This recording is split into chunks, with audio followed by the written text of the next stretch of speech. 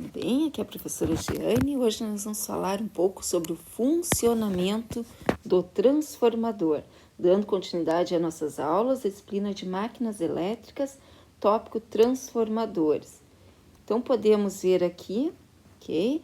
Um transformador de distribuição, equipamento aqui no poste, que todos vocês conhecem, tem próximas residências de vocês. Só para recordar, então, temos aqui a nossa alimentação do equipamento, entrada de alta tensão, e do outro lado já sai a rede de BT, não conseguimos visualizar aqui, somente visualizamos ela já no poste. Bom, para analisar o funcionamento do nosso transformador, ok? Vamos dividir essa análise da seguinte forma. Bom, vamos considerar o seguinte, primeiro, um transformador real. Por que um transformador real e um transformador ideal? Real, porque a gente não pode esquecer que o transformador é uma máquina e assim como as outras máquinas, ele não tem um rendimento de 100%, ok? O rendimento é menor que 100%.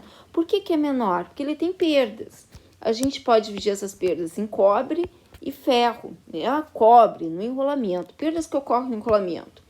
Temos as correntes parasitas, que a gente já falou anteriormente, onde, para tentar evitar amenizar, se faz o núcleo laminado, efeito Joule pelo aquecimento, e no ferro aí, então, temos a esterese magnética, que vocês viram, que é o processo de magnetização e desmagnetização, e a dispersão magnética.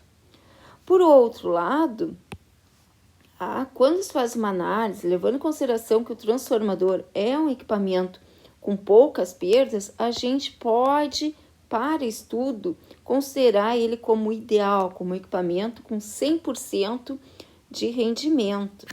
Bom, e como funciona esse nosso equipamento?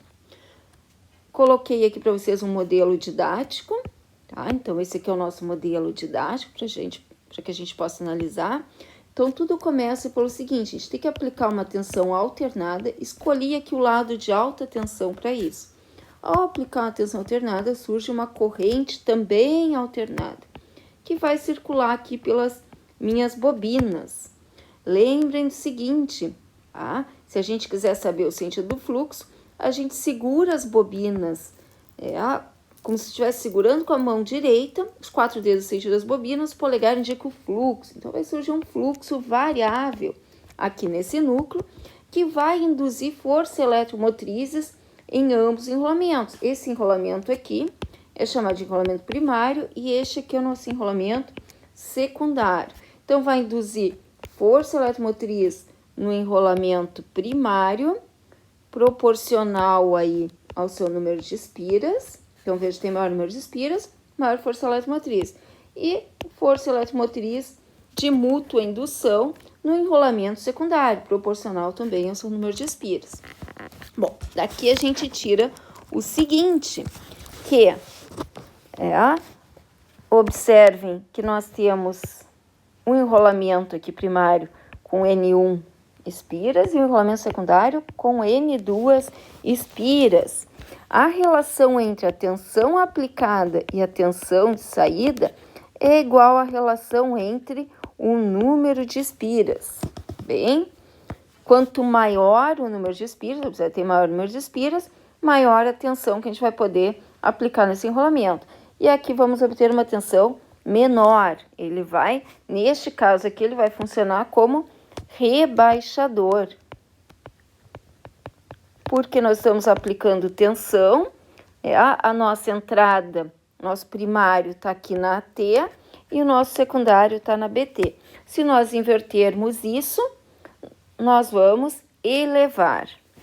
Bom, uma outra questão importante, já que a gente está usando modelo didático e levando em consideração aquilo que a gente já falou, que para estudo a gente pode considerar as potências de entrada e saída iguais, então, potência é o quê? É a relação entre a tensão e a corrente. Então, a tensão de entrada vezes a corrente de entrada vai ser igual a tensão de saída vezes a corrente de saída. Daqui a gente tira mais uma relaçãozinha entre as grandezas, que a relação das tensões é inversamente proporcional às correntes. Por isso, pessoal, que a gente vê aqui, ó, primário, um número maior de espiras do que o enrolamento secundário. Então, o 1 maior que o 2. E a corrente vai ser o inverso. A corrente que vai circular aqui no primário é menor que a corrente que vai circular aqui no secundário. Então, observem que para uma corrente maior, eu preciso de um condutor de maior seção transversal. Então, essa relação aí entre eleva e rebaixa tensão também leva em consideração as correntes. O enrolamento para maior tensão vai ter o fio mais fino, como a gente pode ver aqui. E o enrolamento para menor tensão vai ter o fio mais grosso, já que a corrente vai ser maior para compensar.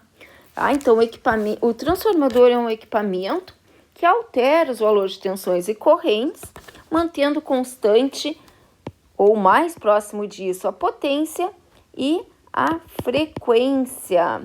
Aqui, frequência em hertz, né? Então, a frequência do equipamento, que vai ser aí normalmente 60 Hz. Bem? Bom, o que é a nossa relação de transformação? Nossa relação de transformação é a relação entre, a gente chama de RT, é a relação entre a tensão de entrada e a tensão de saída. E a nossa relação de espiras é a relação entre o número de espiras do primário e o número de espiras do secundário. Bom, continuando então, tá? Já vimos o funcionamento no slide anterior e vamos resumir o nosso princípio de funcionamento como indução eletromagnética. Então, o transformador é um equipamento que funciona por indução eletromagnética. A força eletromotriz induzida no enrolamento primário é uma força eletromotriz de alta indução e a força eletromotriz induzida no enrolamento secundário é uma força eletromotriz de mútua indução. Potências. Nós temos duas situações, transformadores monofásicos e transformadores trifásicos. Se o transformador é monofásico, quer dizer que ele tem uma fase só. Trifásicos, 3 fases. No caso de transformadores, sempre se utiliza para cálculos, tudo mais, para dimensionamento do equipamento, a potência aparente do equipamento, tá? A potência aparente é a resultante entre as outras duas potências. A gente representa ela pela letra S. A potência no transformador monofásico, então, vai ser tensão vezes corrente. No transformador trifásico, temos que levar em consideração que tem 3 fases. 3 vezes a tensão da fase vezes a corrente da fase. Um outro detalhe importante, pessoal, que eu coloquei aqui para a gente destacar, é a questão da reversibilidade. Então, observe aqui o seguinte, se a gente aplicar tensão na AT, que é o enrolamento de maior número de espiras, e o mais fininho, a gente vai obter uma tensão secundária menor. Então, uma tensão de entrada maior, uma tensão secundária menor. Aí ele funciona como rebaixador. Caso a gente faça o contrário, podemos fazer o seguinte, podemos aplicar tensão na BT. E aí esse aqui vai ser o nosso primário. A nossa BT tem um número menor de espiras. Aí ele vai elevar a tensão, vai ter uma tensão maior ainda para a carga. Então, aqui a tensão 1, no caso, vai ser menor do que a tensão 2. Ele está funcionando como elevador. Por isso que se diz que todo transformador é reversível, porque todo transformador pode ter o primário ou o enrolamento de AT ou o enrolamento de BT, depende do que se quer fazer. Bom, uma outra questão no nosso estudo, já que a gente dividiu aí para análise em transformador ideal e transformador real, é também fazer essa representação a partir de um circuito equivalente. Então, observem que o transformador ideal, nós temos aqui a sua representação de circuito equivalente desta maneira aqui, onde temos aí o enrolamento primário, o enrolamento secundário, ok? E potência de entrada é exatamente a potência de saída, não tem perdas nenhuma. Já no transformador real, o que nós temos? Nós também temos enrolamentos. Mas temos que lembrar que a gente tem perdas. Então, a gente tem perdas, tanto perdas no cobre quanto perdas no ferro. As perdas relacionadas a aquecimento são representadas pelos resistores em ambos os enrolamentos. E as perdas relacionadas à questão da esterese magnética, dispersão magnética que está relacionada com a bobina, a gente representa por indutores. Então, o circuito equivalente transformador real, ele vai ter esses elementos aqui em série com os respectivos circuitos aqui. Então, nós temos que a tensão aplicada é maior que a força eletromotriz induzida no enrolamento primário, porque tem as perdas.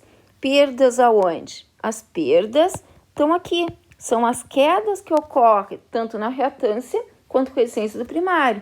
E a tensão que vai chegar lá no secundário é menor que a força eletromotriz induzida no secundário. Por quê? Porque aqui também, até chegar aqui na carga, até chegar aqui na nossa carga, nós perdemos aqui, teve queda na reatância e queda na resistência, ok? Então, era isso, pessoal. Espero que todos vocês tenham entendido o funcionamento do transformador. E numa outra oportunidade, então, eu vou fazer um cálculo explicando como que a gente calcula essas grandezas aí. Obrigada a todos.